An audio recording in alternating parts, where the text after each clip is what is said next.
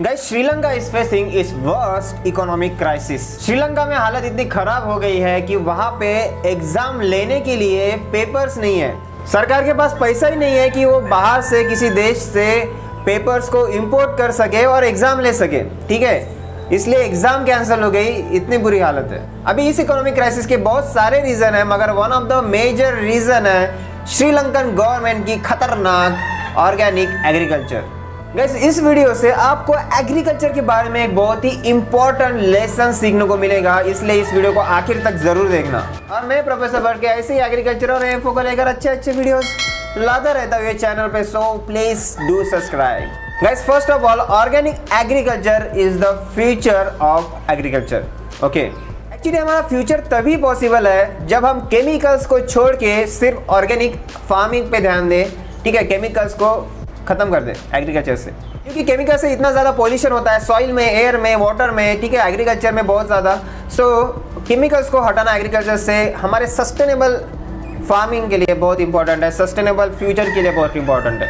अगर organic farming को apply करने का, उसको इम्प्लीमेंट करने का एक तरीका होना चाहिए, उसका एक प्लान होना चाहिए। ठीक है, आज श्रीलंकन गवर्नमेंट ने वही नहीं किया।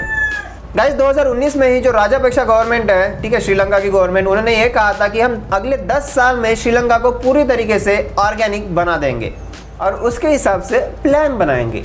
मगर पता नहीं क्यों उन्होंने अगस्त 2021 में केमिकल्स को बैन कर दिया एग्रीकल्चर में। ठीक है, बैन कर दिया, इसका मतलब ये है कि केमिकल्स का जो इंपोर्ट है, ठीक है, बाहर की कंट्रीज से, उसको बैन कर दिया। ठीक है, इस वजह से केमिकल्स जो है एग्रीकल्चर के लिए श्रीलंका में बचे ही नहीं।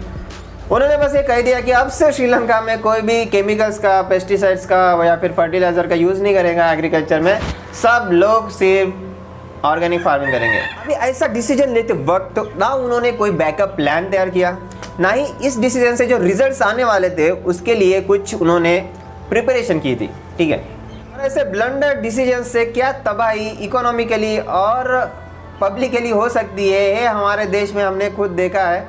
ठीक है, हमारे यहाँ पे ऐसे डिसीजंस हुए हैं पिछले कई सालों में कि हमने देखा है कि कैसे कोई भी आके कुछ भी कह देता है, आपसे ये नहीं होगा, ये हो गया, ये बैन हो गया और उससे क्या पब्लिक को और इकोनॉमी को धोखा होता है। ठीक है, ये हमने देखा है। मगर हमारी इकोनॉमी थोड़ी ठीक ठाक है, इसलिए वो सहन कर गई बात। श्रीलंका में जब ऐसा डिसीजन ले गया तब वहाँ पे अब तबाही मच गई। ये डिसीजन लेने के बाद विद इन 6 मंथ श्रीलंका में जो है राइस का प्रोडक्शन 20% से कम हो गया। और श्रीलंका में जो राइस बिकता है, ठीक है, रिटेल में, उसका जो प्राइस है वो 50% से बढ़ गया।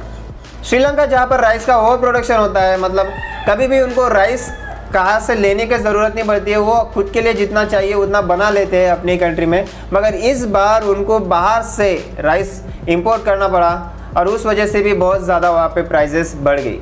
उसके बाद जो टी है, रबर है, उनका जो प्रोडक्शन है वो भी बहुत ज़्यादा ड्रास्टिकली कम हो गया। और टी जो है, ठीक है, जो चाय है, उसी से जो है श्रीलंकन गवर्नमेंट फॉरेक्स, ठीक है, डॉलर्स में पैसा कमाती है और अब उसका ही प्रोडक्शन कम हो जाने से उसके इकोनॉमी को और ज़्यादा झटका बैठ गया। और इस सब वजह से जो है इन्फ्लेशन जो है बहुत ज़्यादा बढ़ गया और फूड क्राइसिस जो है वो तो है ही। मतलब अभी श्रीलंका में जो कंडीशन है हॉरिबल है। ठीक है, वहाँ पर लगभग $450 मिलियन को खर्च करके, ठीक है, पहले से ही कुछ पैसा नहीं है उनके पास, तो इतना पैसा खर्च करके उन्होंने राइस जो है बाहर से फिर से इंपोर्ट किया है और वहाँ पे अभी कंडीशन और बदतर होती जा रही है। गाइस, अभी श्रीलंका की हालत ऐसी खराब हो गई, मगर ऐसा क्या कर सकती थी श्रीलंकन गवर्नमेंट, मतलब what Sri Lanka would have done to make this better. ठीक है, इसको सही से इम्प्लीमेंट कैसे कर सकते थे। गाइस, अभी ये सबको पता है, मतलब जो भी एग्रीकल्चर में है उन सबको ये पता है कि जब भी आप कन्वेंशनल फार्मिंग से, मतलब जो केमिकल वाली आपकी जो एग्रीकल्चर है उससे ऑर्गेनिक एग्रीकल्चर की ओर बढ़ते हैं, तब जो प्रोडक्शन है इनिशियली, ठीक है, इनिशियल फेज में 15-20% से कम हो जाता है। और ये श्रीलंकन एक्सपर्ट्स को पता नहीं क्यों नहीं सूझा और उन्होंने कुछ भी नहीं किया इसके लिए। ठीक है, अगर उनको ऐसा ही करना था कि कन्वेंशनल एग्रीकल्चर से ऑर्गेनिक की तरफ मूव करना था, तो उन्होंने पहले से ही जो श्रीलंका में बैकअप तैयार करना चाहिए था राइस का, या फिर जो भी बाकी के ग्रेन्स है, सीरियल्स है, उसका एक बैकअप स्टोरेज तैयार करना चाहिए था। वैसा वहाँ पर गवर्नमेंट ने कुछ नहीं किया, कुछ भी बैकअप स्टोरेज कुछ नहीं किया उन्होंने। श्रीलंका की ही एक मीडिया फर्म ने एक सर्वे किया जिसमें यह पता चला कि जो 80% श्रीलंका के जो फार्मर्स हैं उनको पता ही नहीं है कि ऑर्गेनिक फार्मिंग होती क्या है, ठीक है, कैसे करते हैं, क्या कॉन्सेप्ट है ऑर्गेनिक फार्मिंग का, उनको पता ही नहीं है। सो श्रीलंकन गवर्नमेंट ने फार्मर्स के बीच में भी कुछ अवेयरनेस क्रिएट नहीं किया ऑर्गेनिक फार्मिंग के लिए, और वैसे ही एक तुगलकी निर्णय ले लिया कि अब से तुमको सिर्फ ऑर्गेनिक फार्मिंग करनी है, ठीक है, ऐसा बता दिया फार्मर्स को, और जो इन्फॉर्मेशन है कुछ भी दिया नहीं, नॉलेज कुछ भी दिया नहीं उनको, और इस वजह से भी जो एग्रीकल्चर प्रोडक्शन है ड्रास्टिकली कम हो गया वहाँ पे सभी चीज़ों का। गाइस अभी ये एग्जांपल देख के हम ये सीख सकते हैं कि देखिए श्रीलंका ने ट्राई किया कि वो एक शॉर्ट ड्यूरेशन में ही एग्रीकल्चर में रिफॉर्म लेके आ जाए, ठीक है, एग्रीकल्चर को मतलब साफ कर दे, खतरनाक एक ऑर्गेनिक एग्रीकल्चर का एक मॉडल बना दे, एक शॉर्ट ड्यूरेशन में उन्होंने ट्राई किया। अगर गाइस एग्रीकल्चर में जो है बोल्ड डिसीजंस कभी भी काम नहीं करते हैं, ये हमने हमारे देश में भी देखा है। जब एग्रीकल्चर को लेकर कुछ डिसीजंस ले गए, ठीक है, फार्म लॉस मतलब लिए गए, और आपको फार्मर्स को बताना पड़ता है, ठीक है, अगर आप एग्रीकल्चर में कुछ डिसीजन लेना चाहते हैं तो पहले फार्मर्स को बताना, उनमें अवेयरनेस क्रिएट करना बहुत ज़्यादा इंपॉर्टेंट है। ऐसे ही बोल्ड डिसीजन अगर आप लेंगे तो एग्रीकल्चर में फेल कर जाएंगे, ठीक है। एग्रीकल्चर में जो है जो रिफॉर्म्स है, जो सुधार है, वो धीरे धीरे करने पड़ते हैं, ठीक है। अगर आप कुछ अचानक करने जाओगे तो उसका कुछ फ़ायदा तो नहीं होता है, उल्टा बहुत ज़्यादा नुकसान होता है। ऑर्गेनिक फार्मिंग कैसी करनी चाहिए, इसके लिए हमारे पास ही बहुत एक अच्छा उदाहरण है, हमारा सिक्किम ने 2003 में ये डिसीजन लिया था कि उनको अभी 100% ऑर्गेनिक फार्मिंग करनी है, ठीक है, और उसके बाद 2018 में उनको फूड एंड एग्रीकल्चरल जो ऑर्गेनाइजेशन है उन्होंने कहा कि आप अभी 100% ऑर्गेनिक बन चुके हो, ठीक है, मतलब 15 साल लगे सिक्किम को खुद को ऑर्गेनिक बनाने के लिए।